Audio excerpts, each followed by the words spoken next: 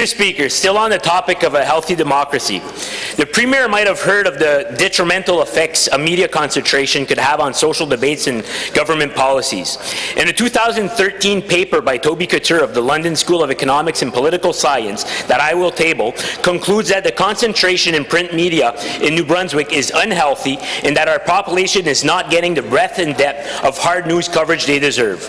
As Charles McElman, one of the 15 senators serving on the Davey Commission in 1970 asked, but still very relevant today, my question for the Premier is, suppose there was a province where the one family that owned 84% of market share of all print media in the province also owned woods, pulp mills, oil refineries, shipping lines, sports team, and rail lines. Perhaps they were even the biggest single employer in this province.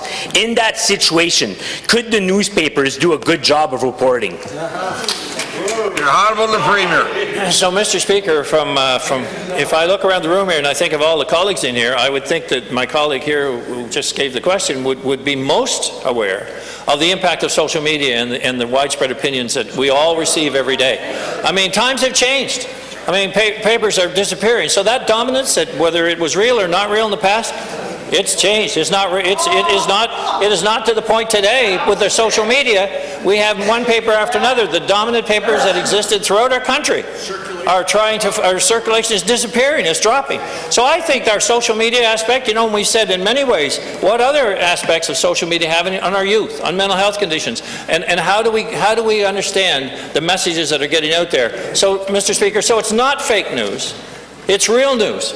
Because so often now we're all bombarded with anyone's opinion just over and over and over again. What role is that playing in our schools? I think the world has changed, and I think my colleague over across the hall would certainly have to agree to that. Thank you, Mr. Speaker. Consent to table a document called Without Favour, the Concentration of Ownership in New Brunswick's Print Media Industry from Toby D. Couture from the London School of Economics and Political Science.